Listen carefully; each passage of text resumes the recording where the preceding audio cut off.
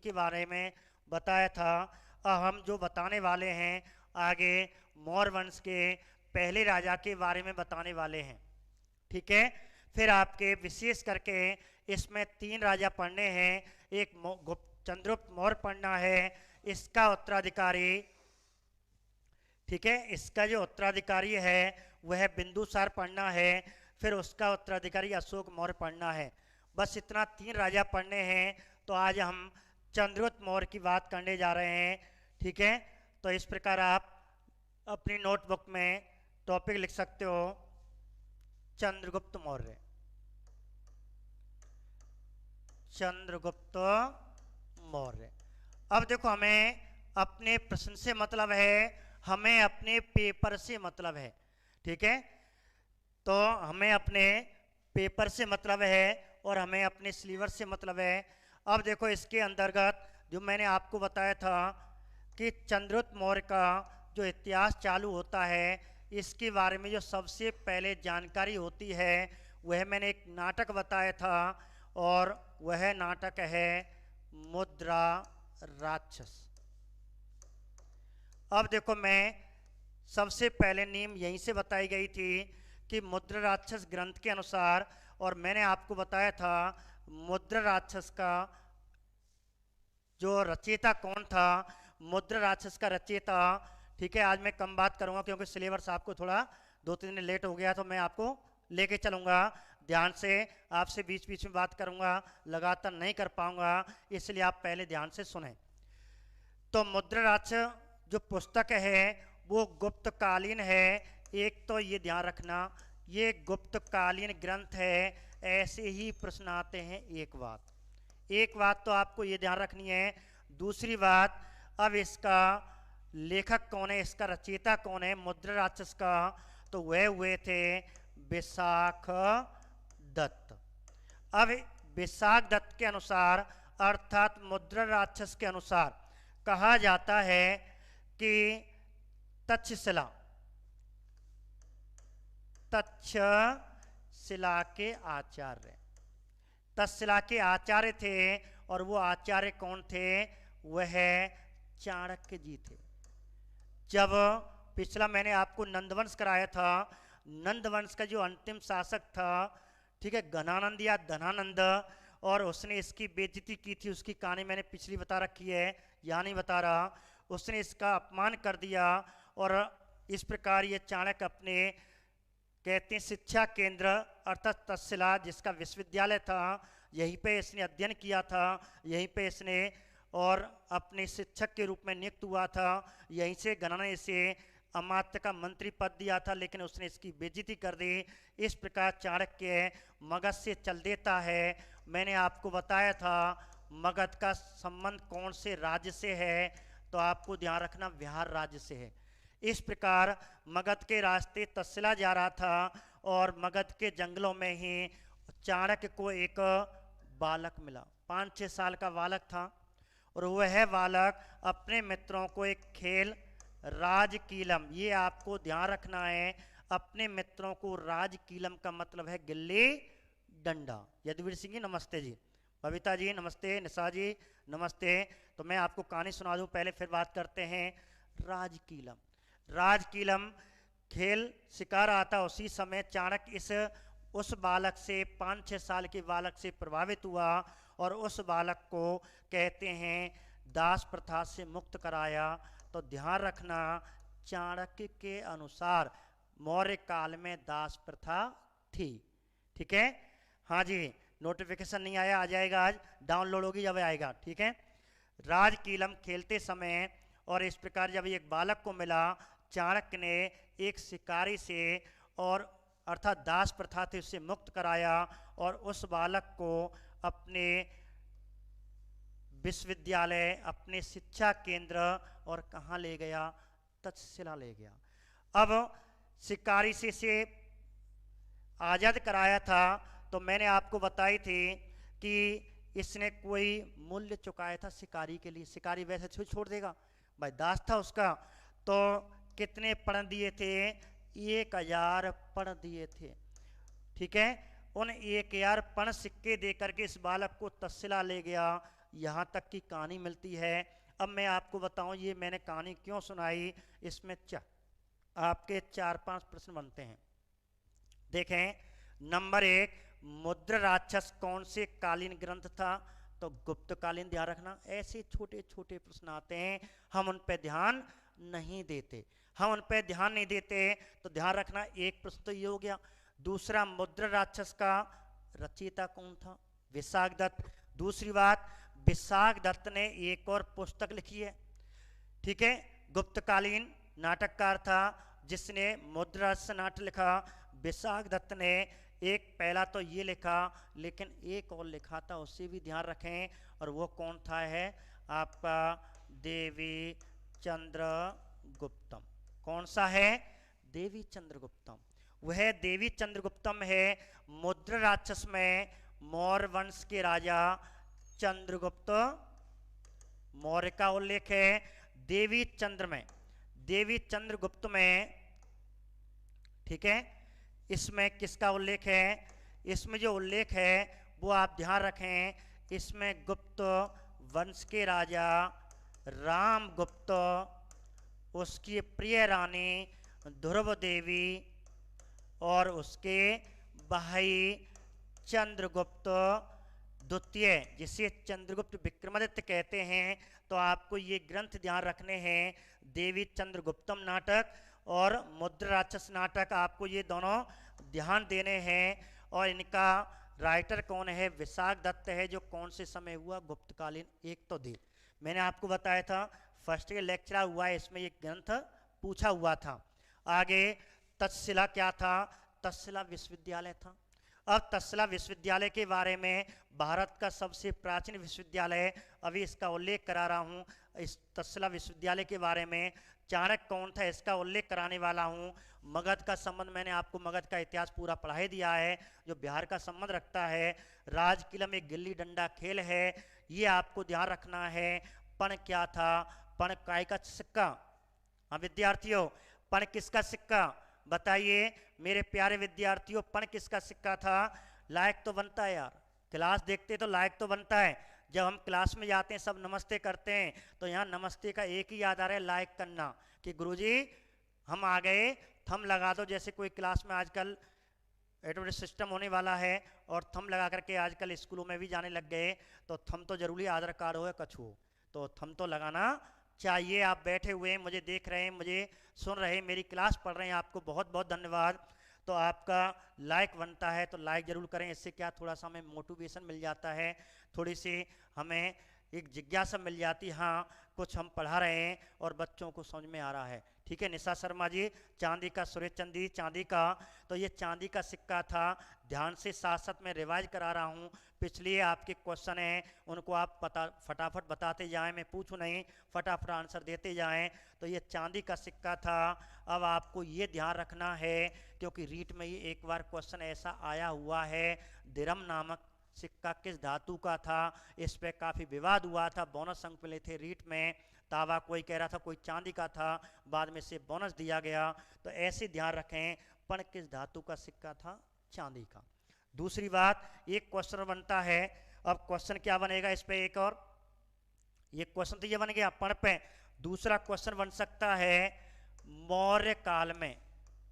ध्यान रखना, ऐसे लिख लेना, मौर्य काल में वस्तु विनिमय का साधन क्या था? बहुत बढ़िया प्रश्न है। मौर्य काल में वस्तु विनिमय का मतलब है, जब हम कोई दुकान पे जाते हैं, कोई वस्तु देते हैं, हमने सिक्का देते हैं, पैसा देते हैं, हमें वो वस्तु आपको देता है, तो वस्तु विनिमय का साधन चांदी का सिक्का था। पण, और किसका सिक्का हो गया ये? चांदी का सिक्का था। ये ध्यान रखना एक बात, या पण क्या था? एक सिक्का था। ऐसे भी प्रश्न ध्यान रखना। दूसरी बात, लेकिन इसी समय एक और तावे का सिक्का चलता था, तावे का सिक्का चलता था। अब उस तावे के सिक्के का नाम भी आपको मैंने बताया था उस दिन, किसी विद्यार्थी को याद हो तो उसका आंसर आप दे सकते हैं। तो तावे का सिक्का, मौर्य काल में 2 सिक्के याद रखना बस, मौर्य काल में आपको 2 सिक्के याद रखने हैं।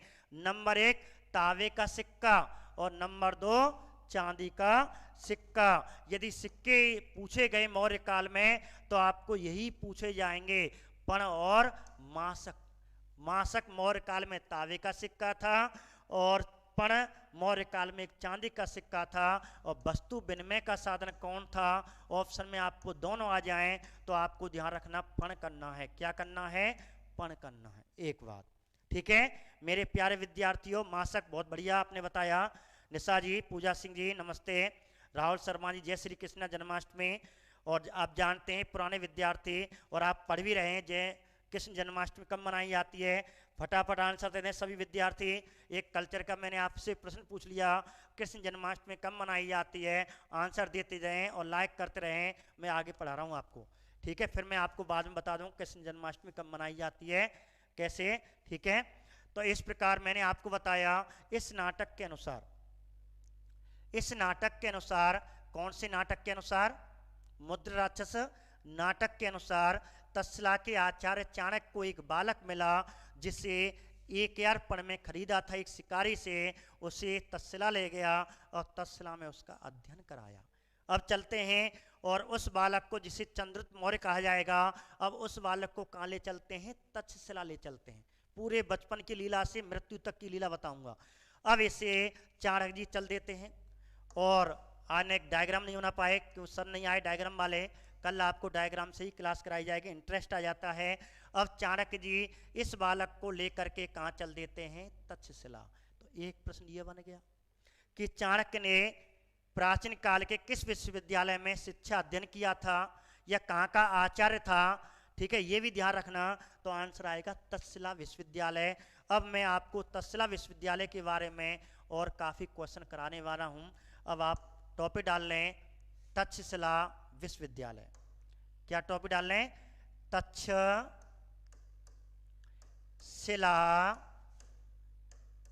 विश्वविद्यालय।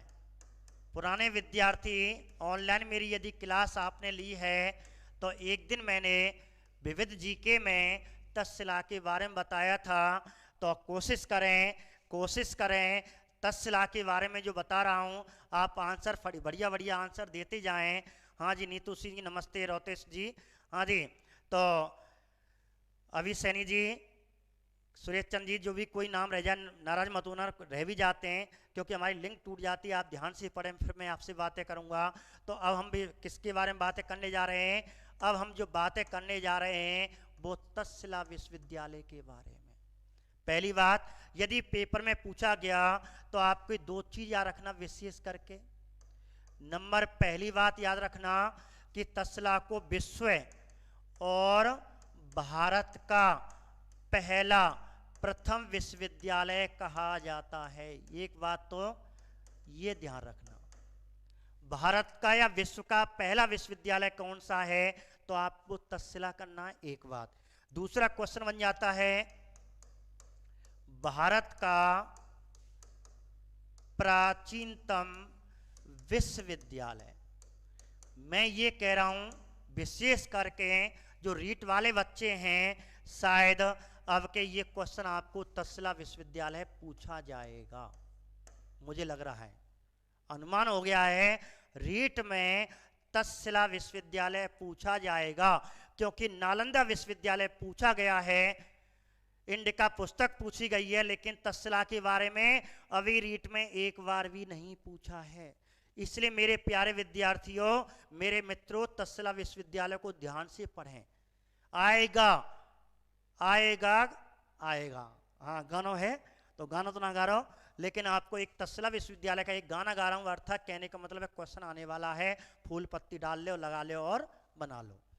तो इस प्रकार तक्षशिला विश्वविद्यालय, जिसे विश्व भारत का पहला विश्वविद्यालय कहते हैं, भारत का प्राचीनतम विश्वविद्यालय कहते हैं। 2 क्वेश्चन आपके ये हो गए। अगला एक और क्वेश्चन बनेगा। क्वेश्चन क्या बनेगा? मौर्य काल का मुख्य शिक्षा केंद्र निम्न में से कौन सा विश्वविद्यालय है? एक प्रश्न आपका ये जुड़ जाएगा मेरे मित्रों। क्या जुड़ जाएगा? मौर्य काल का मुख्य शिक्षा का केंद्र निम्न में से कौन सा विश्वविद्यालय है? और आपको विश्वविद्यालय 4 पेपर में रख दी जाएंगे, ठीक है। तो ये हो गया एक क्वेश्चन, तो ये हो गया आपका। आगे अब हम बात करते हैं, इसी विश्वविद्यालय को आगे बढ़ाते हैं। अब कहते हैं ये विश्वविद्यालय, यहाँ चाणक्य ने अपना अध्ययन किया था यहीं, अर्थात स्टूडेंट भी हो गया था, स्टूडेंट रहा था, और यहीं टीचर हो गया, शिक्षार्थी भी था और शिक्षक भी बन गया। यहीं का शिक्षक था, यहीं का आचार्य था, मौर्य काल का मुख्य शिक्षा केंद्र। अब आगे एक प्रश्न बनेगा, प्रश्न क्या बनेगा? तक्षशिला विश्वविद्यालय निम्न में से किस धर्म का मुख्य शिक्षा केंद्र था? निम्न में से कौन से धर्म का मुख्य शिक्षा केंद्र था? जैसे ऑप्शन में आपको 4 बताऊं और बताएं, कोशिश करें। मैं क्या क्वेश्चन पूछ रहा हूं, मौर्य काल में या प्राचीन काल में या तक्षशिला विश्वविद्यालय मुख्यतः कौन से धर्म का मुख्य शिक्षा केंद्र था? ऑप्शन में आ जाए।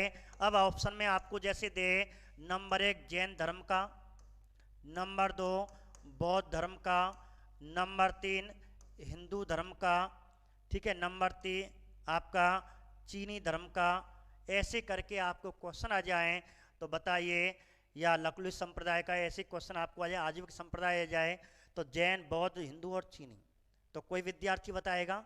मेरे प्यारे विद्यार्थियों, नत्थन सिंह जी ने बताया हिंदू धर्म का। बहुत बहुत बढ़िया, ऐसे प्रश्न ही आते हैं, बस इन पर ही ध्यान देना है, ठीक है।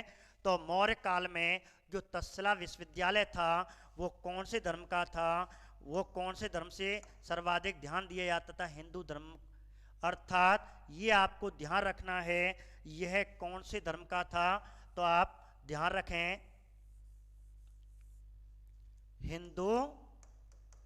हिंदू धर्म का शिक्षा केंद्र था।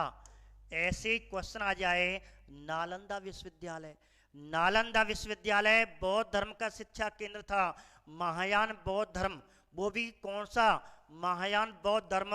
नालंदा विश्वविद्यालय पूछे जो गुप्तकालीन था, गुप्तकाल में शिक्षा का मुख्य केंद्र था, वह महायान बौद्ध धर्म से संबंध रखता है, लेकिन ये हिंदू धर्म से संबंध रखता है, यहां ध्यान रखना।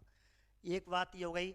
अब पूछ लिया जाए कि तक्षशिला विश्वविद्यालय कहां है, ठीक है, जो हम बात कर रहे हैं तक्षशिला विश्वविद्यालय कहां है, किसकी बात कर रहे हैं? तक्षशिला विश्वविद्यालय की। अब तक्षशिला विश्वविद्यालय कहां है? अब इसकी स्थिति पूछी जाए तो आपको या तो 16 महाजनपदों में से जनपद दे देगा, या नदी दे देगा, या वर्तमान में कोई स्थान दे देगा।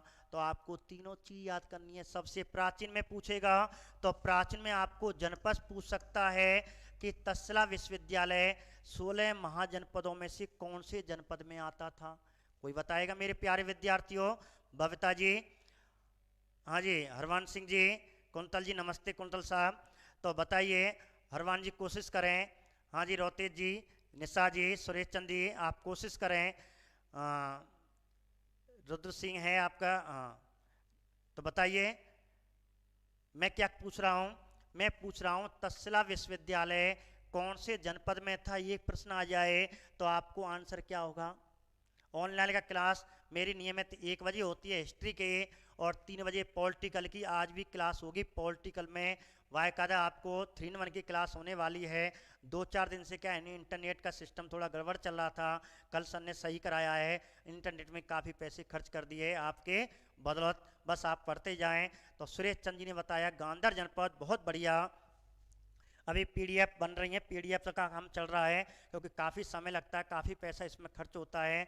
सर का काफ़ी पैसा खर्च हो गया केवल आपके लिए क्लास पहुंच जाएं, तो आप धैर्य बनाए रखें, सब काम होने वाले हैं। तो बताइए, तक्षशिला विश्वविद्यालय मेरे प्रिय विद्यार्थी ने बताया, और गांधार जनपद बताया, अभी सैनी जी ने बताया, निशा शर्मा जी ने भी गांधार, रुद्र सिंह जी ने भी गांधार बताया। तो मेरे प्यारे विद्यार्थियों, कौन से जनपद में था? गांधार, गांधारी पढ़ा दिया मैंने आपको। गांधारी, पुराने विद्यार्थी लाइव क्लास में मैंने गांधारी पढ़ाई थी, वही गांधारी जनपद में था। अब जनपद ना पूछ करके और कुछ पूछ ले, नदी किस नदी तट पे है, या किस नदियों के मध्य है, ऐसे भी पूछ सकता। किन 2 नदियों के तट के या किन नदियों के मध्य स्थित है? तो मेरे प्यारे विद्यार्थियों बताइए, तक्षशिला विश्वविद्यालय जिसे विश्व का पहला विश्वविद्यालय, भारत का पहला विश्वविद्यालय कहते हैं, वो किन दो नदियों के मध्य स्थित है? राम राम जी, जितेंद्र गुजर जी राम राम, गुजर साहब राम राम, पटेल जी राम राम। तो बताइए मेरे प्यारे विद्यार्थियों, तक्षशिला विश्वविद्यालय किन दो नदियों के मध्य स्थित है? कोशिश करें, 5 सेकंड दूंगा, मात्र 5 सेकंड। मेरे प्यारे विद्यार्थी जुड़ जाओ जोश से। हाँ जी, जन्माष्टमी आ रही है, बहुत बढ़िया। अरवान सिंह जी, हाँ जीतेंद्र जी राम राम जी। और आप बताइए तक्षशिला विश्वविद्यालय किन दो नदियों के मध्य स्थित है?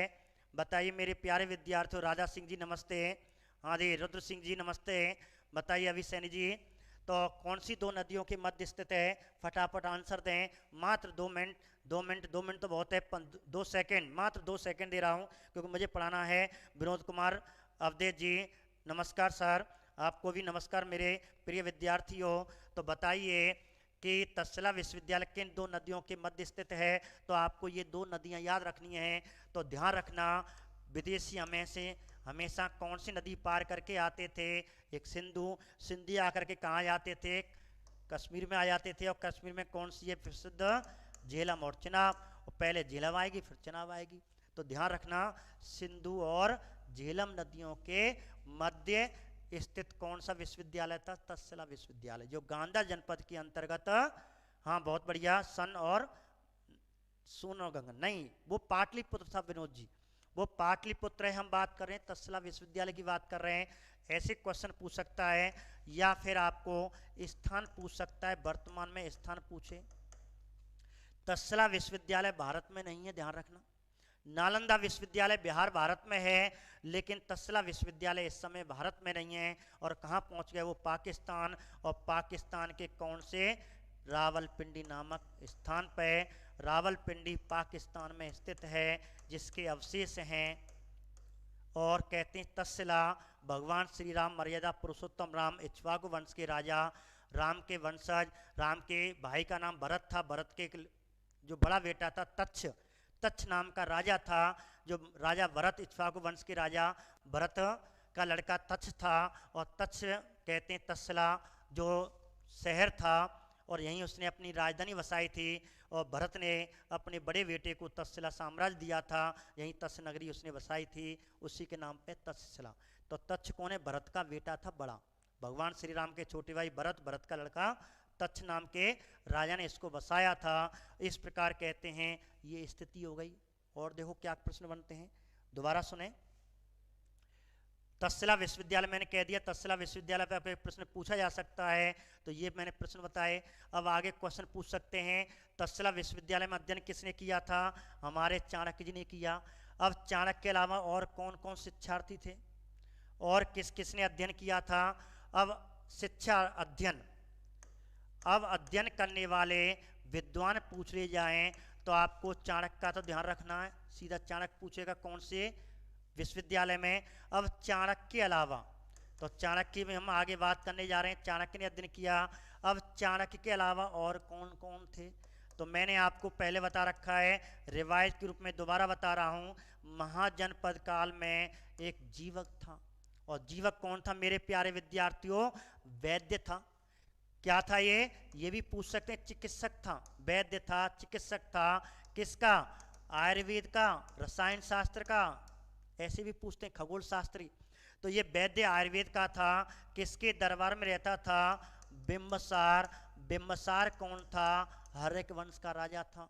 इसी राजा ने जीवक को अवंती के राजा, उज्जैन के राजा, अवंती के राजा, अवंतिका के राजा, ठीक है, प्रदुत्त के यहाँ उसके पांडु रोग के इलाज के लिए भेजा था, जो अभी हाल ही में 4 अगस्त को फर्स्ट ग्रेड के एग्जाम में ये पूछा गया है कि बिंबसार ने किस वैद्य को अवंती के राजा के यहाँ उपचार के लिए भेजा था? तो उसका आंसर जीवक था। और मैंने कहा भी था जब मैं ऑनलाइन क्लासे ले रहा था, जीवक का क्वेश्चन आने वाला है, और आ ही गया 4 दिन बाद। जो मान लो जीवक का पेपर में क्वेश्चन आ चुका था। अब बात करें, जीवक ने अध्ययन किया महाजनपद काल में। एक और राजा था जिसकी बहन का विवाह बिंबसार से हुआ था, जो कौशल का राजा था, और वह कौन था? प्रसेनजित। बहुत से किताबों में चित लिखा हुआ है, कोई ठीक है टेंशन मत करें, चित कर देते हैं, किताबों में आ जाता है, पेपर में भी आ जाता है मेरे प्यारे विद्यार्थियों। प्रसेनजित था।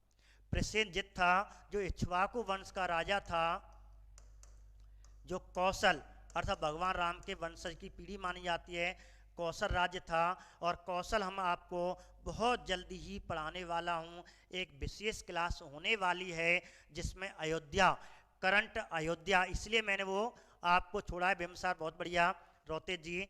तो ध्यान रखना, मैं आपको क्या बताने वाला हूँ, एक नई क्लास आपको आज ही नोटिफिकेशन देने वाला हूँ, अपनी तरफ से कहने वाला हूँ कि कौशल का मतलब है आपको वर्तमान में जो चर्चित चल रहा है, अभी 5 अगस्त 2020 को राम मंदिर जन्मभूमि का उद्घाटन हुआ है, उसी के बारे में आपको पूरी कहानी आपको कौशल जनपद स्पेशल कराऊंगा।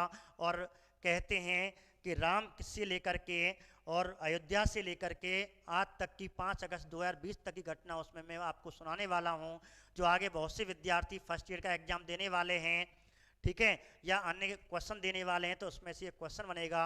तो आपको नोटिफिकेशन पहले 2-4 दिन पहले ही मैं आपको अपने स्टेटस पे, अपने व्हाट्सएप ग्रुप पे, अपने फेसबुक पे उसको अपलोड कर दूंगा। आप तैयार रहें। बहुत इंटरेस्ट कहानी, लगभग 2 घंटे की लगातार क्लास लेने वालों। किस दिन संडे को ही लूँगा शायद, जिस दिन और सर की क्लास नहीं होती है। तो आपको कौशल जनपद अयोध्या पढ़ाने वाला हूँ। हाँ जी, ऑफलाइन में ऐसे नहीं पढ़ाया था आपने, मैं आपका पुराना स्टूडेंट हूँ। हाँ जी, अब ऑफलाइन ऑनलाइन में सुधार तो होगा। और आप जानते हैं आर सर सुधार करके लाते हैं कोई नया। अब भाई क्वेश्चन आगे, क्वेश्चन कहाँ बढ़ रहा है, वही क्वेश्चन वाला एग्जाम यहाँ पहुँच गया तो हमें आगे पहुँचना है। यदि मैं उसी चीज़ को पढ़ा दूंगा फिर आर सर को कौन पूछेगा, ठीक है। हाँ जी, क्लास लगेगी। हाँ जी, सभी क्लास आगे लगने वाली हैं, सभी क्लास लगने वाली हैं, आज तो सब लग जाएंगे आपके। अब देखिए, तो जीवक प्रसेनजित चाणक्य ने तक्षशिला विश्वविद्यालय में अध्ययन किया। इसके बाद इसी काल में नंद वंश का राजा महापद्म नंद था। महापद्म नंद के दरबार में एक व्याकरणाचार्य रहता था, जिसका नाम क्या था, पाणिनि था। और पाणिनि ने, और पाणिनि कौन था मैंने आपको बता रखा है, व्याकरणाचार्य था। और व्याकरणाचार्य ने एक पुस्तक लिखी, बताइए कौन सी, कौन सी पुस्तक थी, अष्टाध्यायी, अष्टाध्यायी थी। और ठीक है, अष्टाध्यायी पुस्तक लिखी जिसमें 8 अध्याय, 4 या लगभग श्लोक हैं, जो व्याकरणाचार्य था पाणिनि ने भी इसमें अध्ययन किया था। इसके बाद ये तो जनपद काल में, ये मौर्य काल में चाणक्य आ जाता है 5वें व्यक्ति। और इस प्रकार मौर्य काल में ये इसका अध्ययन किया था। मौर्योत्तर काल के बाद कहते हैं मौर्यों का पतन कर दिया पुष्यमित्र शुंग ने, और उसका एक दरबारी महापुरोहित था जिसे पतंजलि कहते हैं। पतंजलि में भी तक्षशिला विश्वविद्यालय में अध्ययन किया था। ये भाष्यकार था जिसने महाभाष्य, योग दर्शन का प्रवर्तक माना जाता है। तो पतंजलि महाभाष्य भाष्यकार था और इसने भी यहाँ अध्ययन किया था।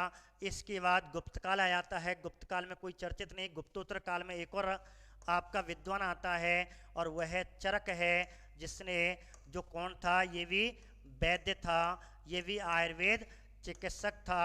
और किसका था ये, कनिष्क का था। कनिष्क तो राजा कनिष्क कुषाण वंश का राजा था, सक्सम्मत चलाया था। और इसने चरक संहिता लिखी थी। चरक संहिता आयुर्वेद पे पुस्तक लिखी हुई है, सबसे प्राचीन आयुर्वेद का ग्रंथ माना जाता है। ये विद्वानों ने तक्षशिला में अध्ययन किया था। तो आप ध्यान रखने, विश्वविद्यालय के बारे में मैंने आपको यहाँ ये प्रश्न बताए हैं। इन प्रश्नों पे विशेष करके ध्यान रखें, ऐसे आपको पूछ सकता है। तो मेरे प्यारे विद्यार्थियों, आप ध्यान रखें। तो मैंने आपको यहाँ विश्वविद्यालय करा दिया। मैं बात कर रहा था चंद्रगुप्त मौर्य की। चंद्रगुप्त मौर्य के बारे में विशाख दत्त ने, ठीक है, लिखा है कि तक्षशिला के आचार्य चाणक्य, जब चाणक्य मगध जा रहा था तो रास्ते में एक बालक मिलता है इसे, और एक यारपण में एक दास से, एक शिकारी से दास प्रथा को मुक्त करवाता है। उस बालक को कहाँ ले आता, तक्षशिला। और तक्षशिला में भी किस राजा ने, मौर्य वंश के किस राजा ने अध्ययन किया था, तो चंद्रगुप्त मौर्य ने अध्ययन किया। अब यहाँ पढ़ गया था। अब हम कहानी आगे बढ़ाते हैं। जब ये पढ़ गया और इसकी आयु हो गई 25 वर्ष। कै वर्ष का हो गया, ये 25 वर्ष का हो गया, ठीक है। ये 25 वर्ष का हो गया। जब ये 25 वर्ष का था। कौन? चंद्रगुप्त, चंद्रगुप्त मौर्य। तो चंद्रगुप्त मौर्य उस समय 25 वर्ष का था। अब कहते हैं गुरुकुलों की तरह ही थे, उसी समय गुरु दक्षिणा हो रही थी और चाणक्य ने चंद्रगुप्त मौर्य और अन्य 1500 छात्र से गुरु दक्षिणा में और क्या मांग लिया? मगध मांग लिया। क्या मांग लिया? मगध मांग लिया। मगध मांग लिया और मगध जिसे बिहार कहते हैं। और चंद्रगुप्त मौर्य जी अब यहाँ से अपने इन 1500 मित्रों को लेकर के और कहाँ की ओर चल देते हैं? मगध की ओर चल देते हैं। मगध की ओर चल देते हैं। अब मगध पहुंच गए साहब, ठीक है। अब मगध पहुंचे, लेकिन जैसे ही ये मगध की किसी सीमा में आते और मगध अर्थात जो गणानंद था, गणानंद के सैनिक उन्हें पराजित करके भगा देते। तो मैंने एक दृष्टांत सुनाया था, उस कहानी से प्रेरित मिली थी चंद्रगुप्त मौर्य को। और एक माँ की और एक बेटा की खीर और रोटी वाली कहानी मैंने आपको सुनाई थी पिछले वीडियो में, वहाँ देख सकते हो, वहाँ सुन सकते हैं मेरे प्यारे विद्यार्थियों। तो इस प्रकार कहते हैं चंद्रगुप्त मौर्य को जब एहसास हुआ कि उसकी माँ कहती है अपने उसके बेटे से, बेटा तू ही वो गलती कर रहा है खाना खाते समय, और जो गलती चंद्रगुप्त मौर्य कर रहा है चाणक्य का शिष्य कर रहा है। यदि उससे मगध जीतना है तो पहले उसे बहुत बड़ी विशाल सेना एकत्रित करनी होगी और इस प्रकार पहले उसे छोटे छोटे राज्यों पे आक्रमण करना चाहिए। इसलिए मगध पर आक्रमण करने की उसने अपनी इच्छा छोड़ दी और सबसे पहले कहते हैं चंद्रगुप्त मौर्य अपने 1500 मित्रों को लेकर के पंजाब, जहाँ हिमालय का राजा था, हिमालय या पंजाब का राजा कहते हैं, उस राजा का नाम था प्रवर्तक। इस राजा को मित्रता करी, इस राजा की सहायता से अन्य मित्रों को, अन्य पड़ोसी राज्यों को जीता, छोटे छोटे राज्य जीत करके, और इसकी सहायता से 6 लाख की सेना, ठीक है 6 लाख की सेना।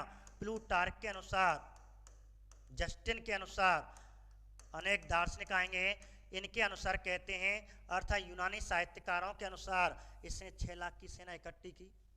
प्लूटार्क तो कहता है 6 लाख के लुटेरों का, लुटेरे बताया गया है, 6 लाख की सहायता से, सैनिक की सहायता से, और इस प्रकार अपने गुरु चाणक्य के आशीर्वाद से, और कहाँ जाता है?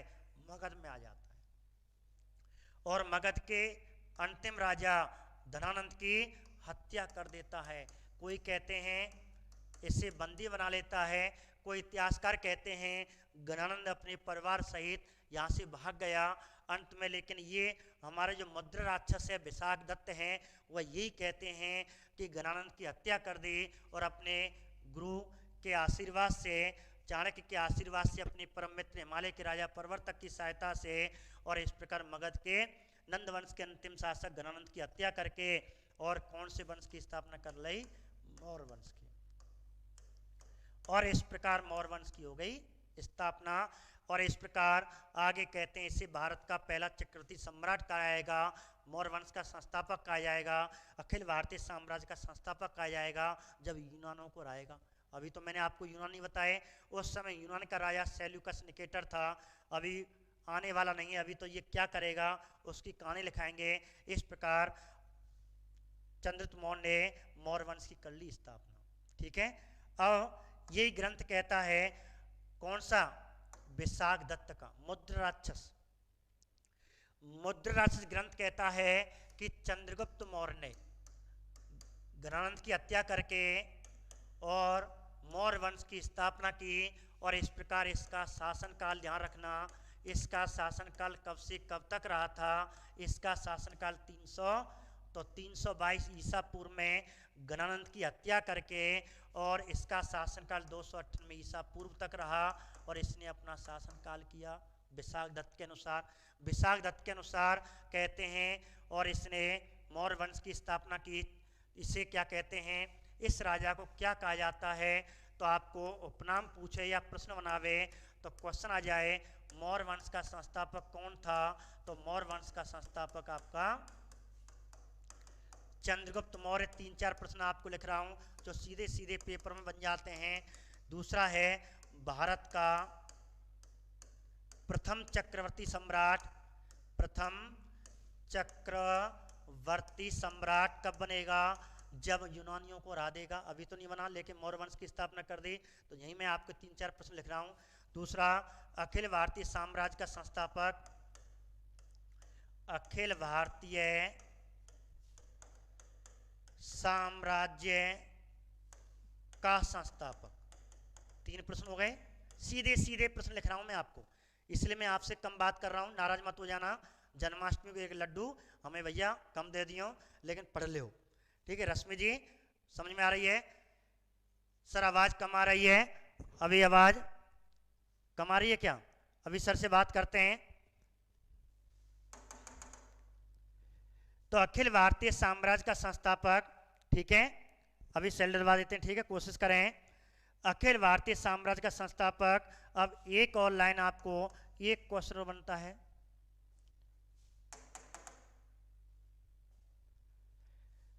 चौथा जो क्वेश्चन है आपका, 3 क्वेश्चन ये बन गए।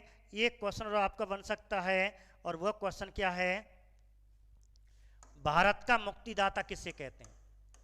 भारत का मुक्तिदाता, भारत का मुक्तिदाता। आवाज आ रही है? सलूका की बात हेलेना से, हाँ जी अभी आ रही है कहानी। हेलेना की कहानी, प्रेम कहानी कल आपको सुनाने वाले हैं, एक चलचित्रों के माध्यम से, एक इमेज के माध्यम से। राजा रानी की पूरी कहानी चलचित्रों में मजा आता है, इसलिए मैं उसको कल सुनाने वाला हूं।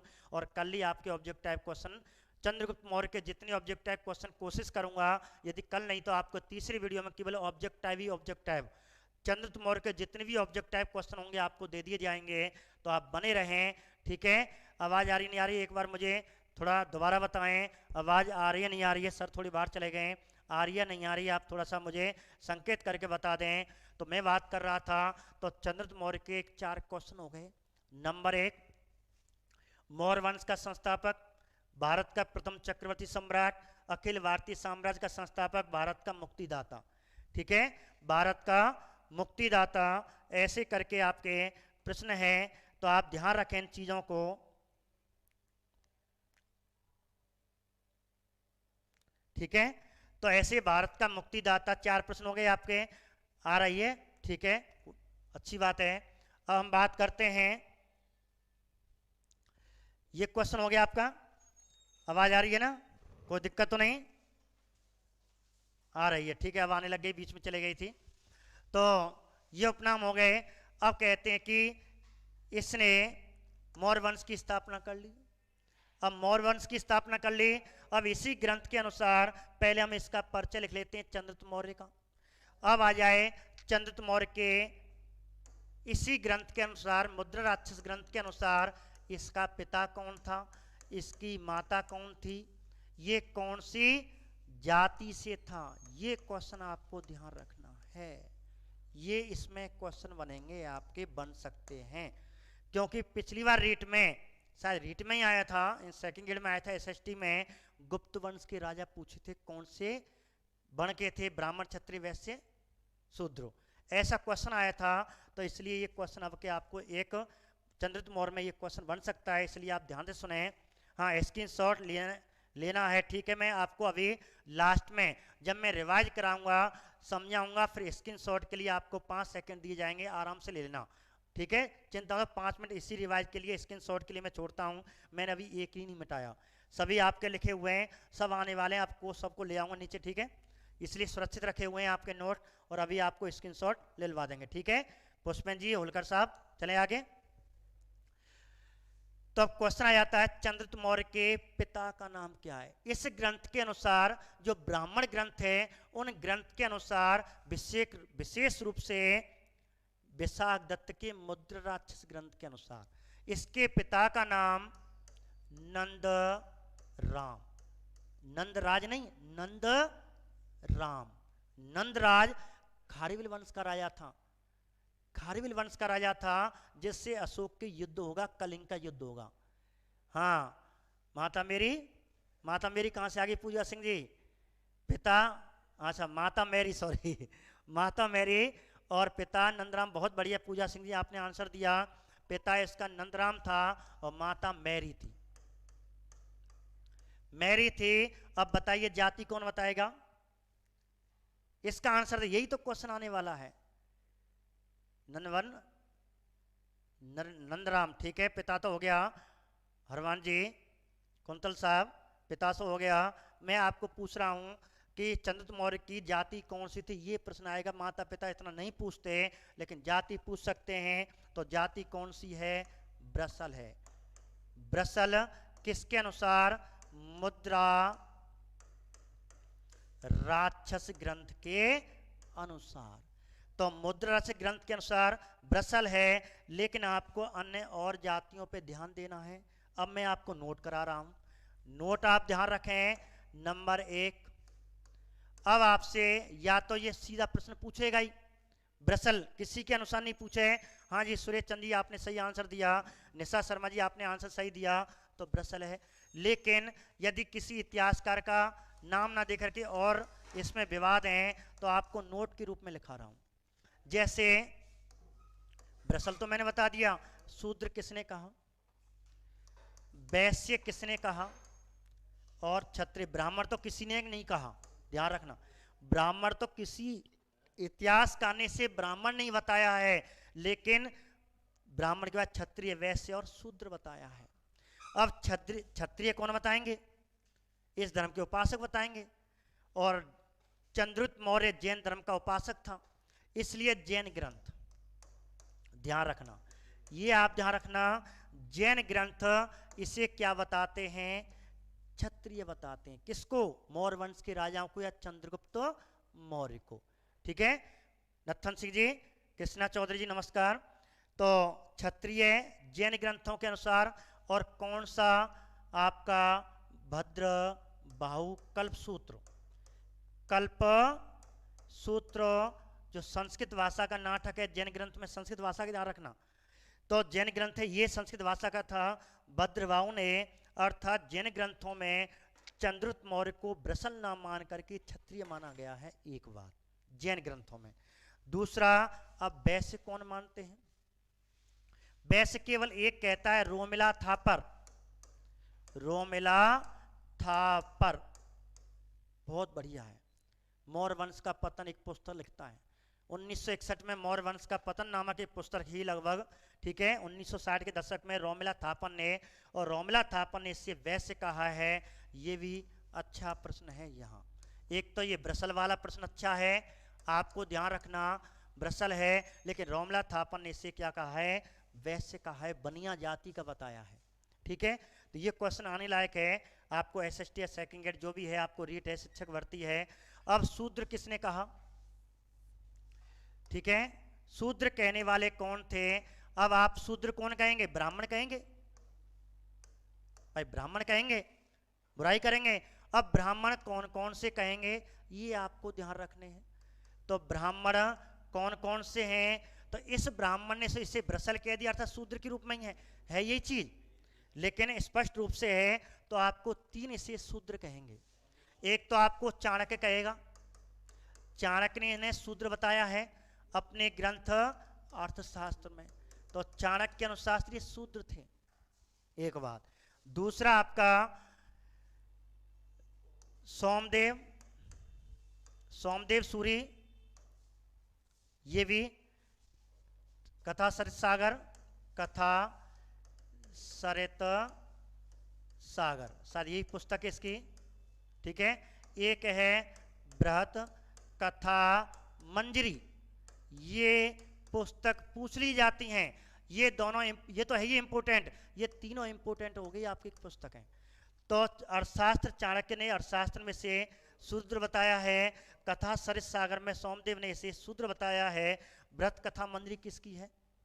तो बृहत कथा मंजरी किसकी है बताएगा कोई?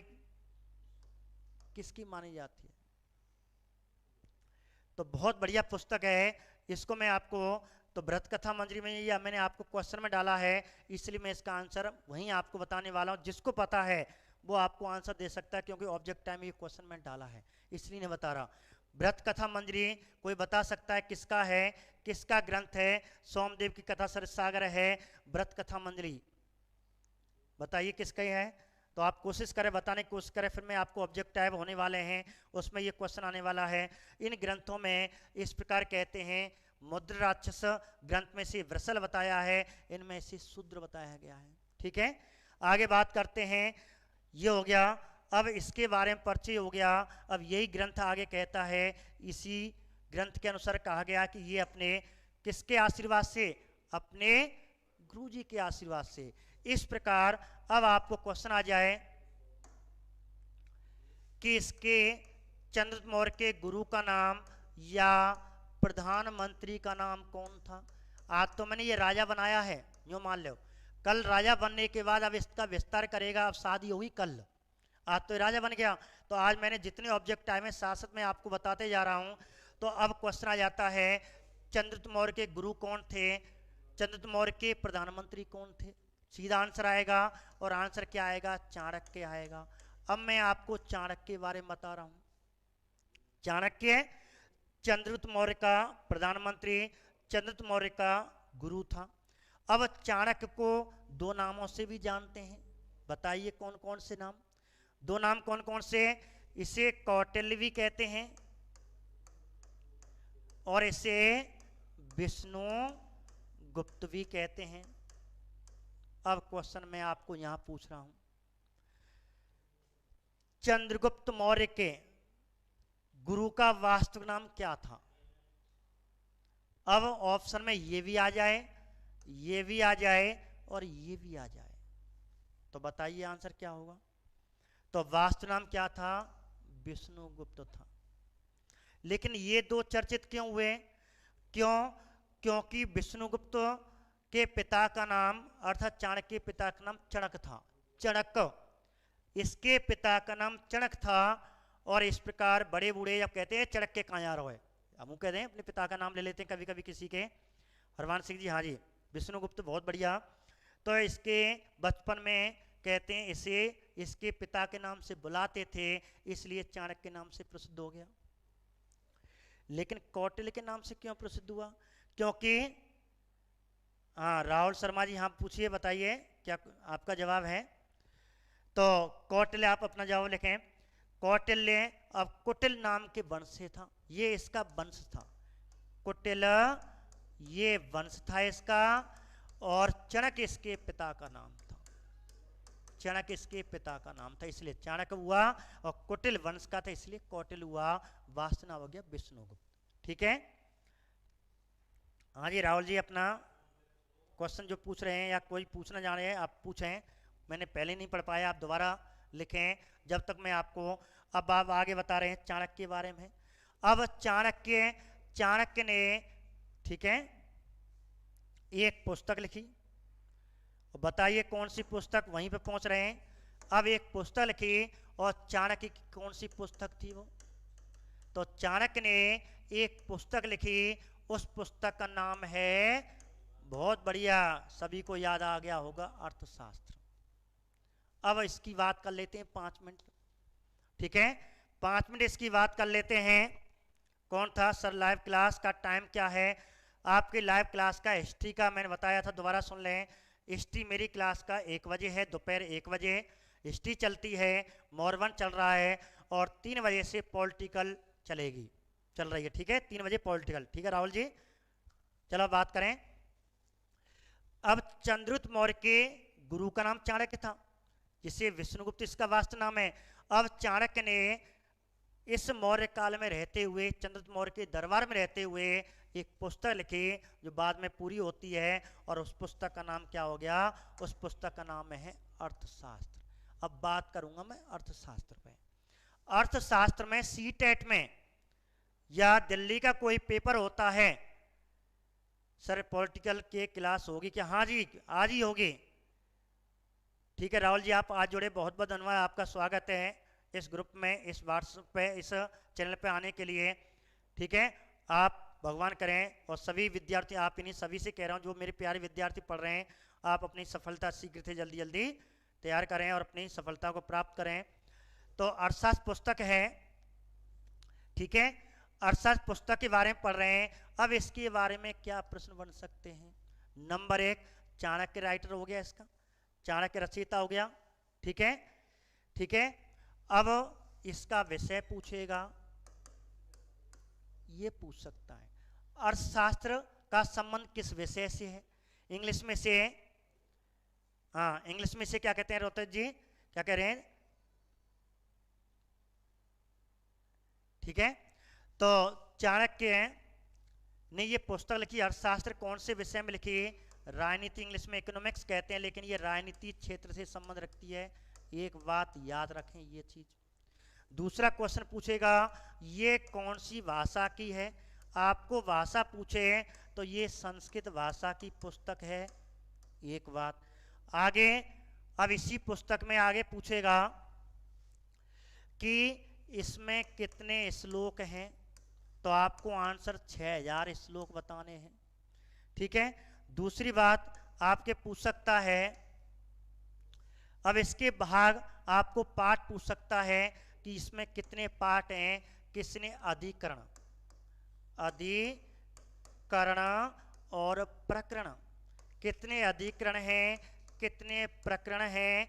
अब अधिकरण प्रकरण का मतलब ध्यान रखना, आपको अधिकरण प्रकरण का मतलब जैसे 15 और 180, इसका मतलब होता है अध्याय। इसे अध्याय भी कह सकते हैं, इसे भाग भी कह सकते हैं, इसे उपभाग या यूनिट कह सकते हैं। तो ये आपको सीधे सीधे प्रश्न इस पुस्तक के बारे में, संस्कृत भाषा में बहुत बढ़िया 6000 श्लोक हैं। राजनीति है बहुत बढ़िया 15, क्या है इसके अधिकरण हैं, प्रकरण किसने हो गए 180 हो गए। अब आगे बात करते हैं, राजनीति के क्षेत्र में। आपने सही बताया। अब आगे क्वेश्चन पूछेगा कि इसमें कुछ शब्द दिए गए हैं, जैसे एक दास का उल्लेख मिलता है मौर्य काल में, तो दास को मौर्य काल में क्या कहा जाता था? चंद्रगुप्त मौर्य के गुरु, चंद्रगुप्त मौर्य के गुरु कौन थे?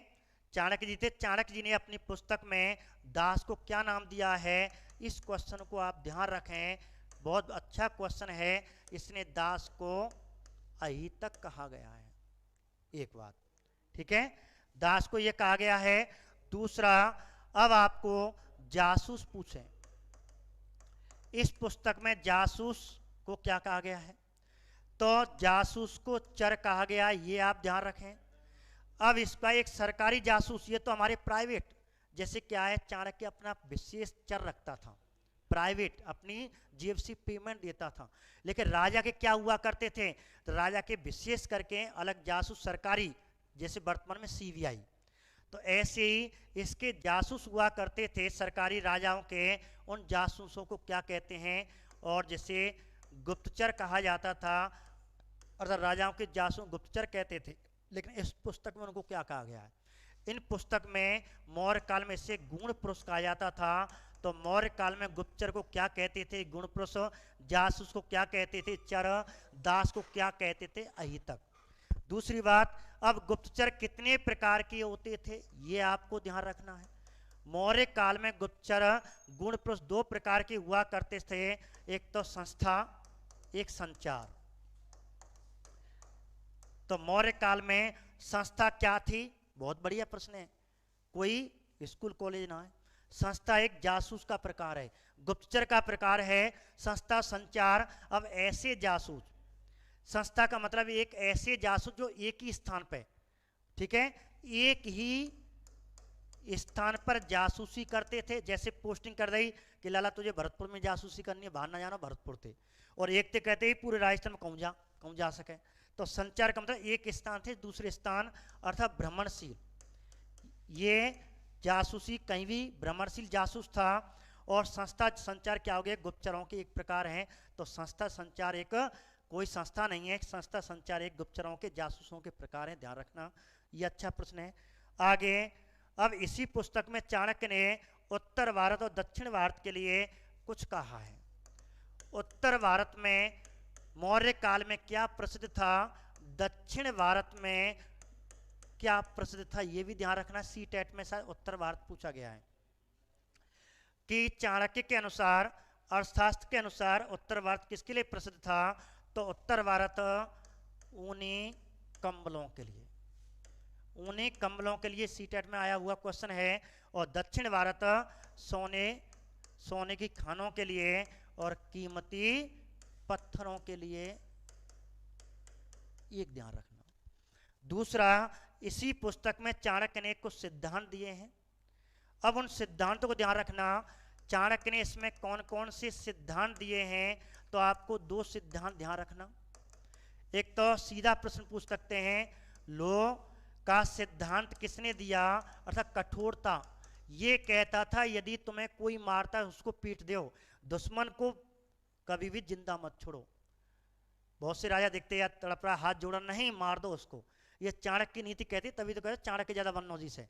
चाणक्य की नीति कहती है महिलाओं को कोई भेद, विशेष भेद नहीं बताने चाहिए, सब इसी ने कहे। तो कठोर की नीति अपनाई है, अपने दुश्मन के प्रति इसने कठोरता की नीति अपनाई है। और इस प्रकार लोह का सिद्धांत किसने दिया था, चाणक्य ने दिया था। एक बात, इसे कहते हैं चाणक्य की नीतियां, हम पढ़ते हैं चाणक्य की नीतियां, वो इसी में है। दूसरा, इसने राज्य का एक सिद्धांत दिया, सप्तांग सिद्धांत, बहुत बढ़िया। और ये यदि कोई बच्चा बीए करते हैं, अधिकतर विद्यार्थी बीए में इसकी व्याख्या आती है, राज्य के सप्तांग सिद्धांत किसने दिया, इसकी व्याख्या कीजिए। तो उन 7 अंगों की व्याख्या है, तो आपको व्याख्या नहीं करनी है, केवल नाम याद रखने हैं, क्योंकि इसमें एक प्रकार का प्रश्न पूछ सकते हैं। तो मैं आपको 7 अंग बता रहा हूं, याद करने का तरीका। सीधा प्रश्न आता है, चाणक्य ने अर्थशास्त्र में राज्य का कौन सा अंग नहीं बताया या किस अंग को सर्वाधिक महत्व दिया, ये प्रश्न आता है। तो मैं आपको इसलिए इस क्वेश्चन को आपको 2 मिनट और रुकें, और ये वीडियो आपकी आज की क्लास यहीं खत्म होने वाली है, और सब क्वेश्चन आपको मैंने एक एक करा दिए। तो राज्य के सप्तांग सिद्धांत, इसने चाणक्य ने कहा कि राजा की सहायता के लिए, एक तो ठीक है, सबसे पहले कहा कि जनपद होना चाहिए, एक राज्य होना चाहिए। तो पहला है जनपद अर्थात राज्य। जनपद को चलाने के लिए कुशल शासक होना चाहिए। दूसरा अंग ये हो गया, ऐसे याद कर लो भाई, एक राज्य हो अर्थात जनपद हो, और जनपद का मुखिया राजा हो, और राजा की सहायता के लिए अमात्य होना चाहिए ब्राह्मण जाति का। इसने कहा हमेशा ब्राह्मण जाति का, इसलिए प्राचीन काल में जितने राजा थे अपना पुरोहित ब्राह्मण जाति का रखते थे। तीसरी बात, अब इससे अपने साम्राज्य को चलाने के लिए कोष की आवश्यकता पड़ती है, अर्थात खजाने कभी खाली नहीं होने चाहिए। तो सीधा क्वेश्चन बनता है, चाणक्य ने सर्वाधिक ध्यान राज्य के किस अंग पे दिया, सर्वाधिक महत्व ध्यान, ठीक है, या सर्वाधिक महत्व सर्वाधिक ध्यान किस अंग पे दिया, तो कोष पे दिया। अब कोष के बाद अब राजा के साम्राज्य को सुरक्षित रखने के लिए और चारों तरफ क्या होने चाहिए, 4 अंग हो गए। और 5 अंग इसने क्या बताया, दुर्ग होना चाहिए। और कल्चर में आपने पढ़ा होगा, जब कल्चर वाले सर पढ़ाते होंगे, चाणक्य ने कितने प्रकार के दुर्गों का उल्लेख किया है, सीधा प्रश्न बनता है 4, कल्चर में पूछे जाते हैं, ठीक है। एक तो वन है, वन, जल, पर्वत और धनव, इस प्रकार 4 प्रकार के। अब यदि दुर्ग है तो उसके लिए सैनिक चाहिए, अब सेना खड़े होने को चाहिए।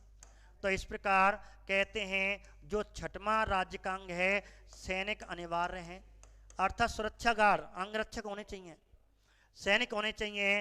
अंत में इसने 7वां जो अंग बताया है, इसने कहा है कि चाणक्य कहता है, चंद्रगुप्त मौर्य को समझाता था, कभी अपने पड़ोसी मित्र से दुश्मनी मत करो, पड़ोसी से अच्छे संबंध रखो। बहुत बढ़िया शिक्षा दी जाती है, और पड़ोसी से आपसे अच्छे संबंध होने चाहिए, अर्थात पड़ोसी राजा क्या होना चाहिए, हमेशा मित्र बना के रखो, कि कब मित्र संकट में आ जाए, हमारी सहायता कब करें, हम संकट में आ जाए, तो हमेशा पड़ोसियों से अच्छा व्यवहार रखो। ये चाणक्य की नीति कहती है, और इस प्रकार कहती है ये राजा बना। अब मैं आपको बता रहे थे विद्यार्थी, गुरुजी हमें स्क्रीनशॉट लेना है, तो मैं आपको एक एक करके बताते जाऊंगा और स्क्रीनशॉट के माध्यम से, और आप लेते जाना। देखिए, सबसे पहले मैंने आपको यह बताया था, तो यहां आप स्क्रीनशॉट ले सकते हैं, और मैंने आपको अनेक क्वेश्चन आपको यहां बताए थे। पहले आप केवल इतना ले लें इनका, ठीक है, ये तीनों क्वेश्चन मैंने आपको यहां बताए थे, और ये आपका स्क्रीनशॉट है। फिर इसके बाद आपका ये दूसरा टॉपिक है, फिर मैंने आपको ये चंद्रगुप्त मौर्य के राजा के बारे में बताया था, और चंद्रगुप्त मौर्य राजा कैसे बना, और इसमें मैंने आपको यहाँ आप स्क्रीनशॉट यहाँ ले सकते हैं। तो चंद्रगुप्त मौर्य के बारे में ये पूरी डिटेल मैंने आपको बता रखी है। एक एक प्रश्न साथ साथ चलाते मैं गया हूँ। तो आपको ये प्रश्न है, आपने स्क्रीनशॉट ले ली होगी। आगे आपकी तीसरी जो स्क्रीनशॉट है वह है आपको तक्षशिला की। तो तक्षशिला विश्वविद्यालय के बारे में मैंने आपको यहाँ ये बताया था। तो तक्षशिला विश्वविद्यालय के बारे में ये प्रश्न बताए थे। इन प्रश्नों के माध्यम से आप पूरा अपना पेपर हल कर सकते हो। मेरे प्यारे विद्यार्थियों, 3 बजे आ जाना, ठीक है। और पॉलिटिकल की क्लास आपको धांसू क्लास होने वाली है। तो ये आपने स्क्रीनशॉट ली होगी। आगे तक्षशिला विश्वविद्यालय में किस किसने अध्ययन किया था, और ये आपके अध्ययन करने वाले इसके विद्यार्थी हैं। तो ये आपको विद्यार्थी पढ़ने थे, ठीक है। इन्होंने तक्षशिला विश्वविद्यालय में अध्ययन किया था, जो मैंने आपको पढ़ाया। और इस प्रकार आपकी अगली स्क्रीनशॉट होगी। आगे जो बात करते हैं, ठीक है, इसके बारे में। इसके बाद, ठीक है, इसके बाद मैंने मगध के बारे में बताया था। थोड़ा मगध का ये राजा कैसे बना। तो मगध ऐसे करके अंतिम हत्या कैसे की, शैला की सहायता, किसकी सहायता से। और ये ध्यान रखना आपको कि सबसे पहले चंद्रगुप्त मौर्य ने कौन सा साम्राज्य जीता। तो पंजाब जीता था, मगध नहीं जीता था। एक प्रश्न ये है, सबसे पहले पंजाब जीता था, उसके बाद मगध जीता था। ये बहुत बढ़िया प्रश्न, ध्यान रखना। अधिकतर बच्चे मगध करके आएंगे, जबकि पंजाब आंसर है इसका, सबसे पहले जीता। अब इस प्रकार जब ये राजा बन गया, हिमालय के राजा प्रवर्तक की सहायता से, अपने गुरु चाणक्य की सहायता से, और इस प्रकार इसने 322 ईस्वी में मौर्य वंश की स्थापना कर ली थी। और इस प्रकार भारत का पहला अखिल भारतीय सम्राट का संस्थापक मैंने आपको बताया। इसके जो माता पिता थे वो नंदराम, इसकी माता मेरी, जाति ब्रसल, किसी ने इसको शूद्र बताया, किसी ने वैश्य बताया, किसी ने क्षत्रिय बताया है। तो ये मैंने आपको यहाँ बताए थे किस किस ने बताया है। और आपको बृहत कथा मंजरी का राइटर आपको लिखना है, तैयार रहना।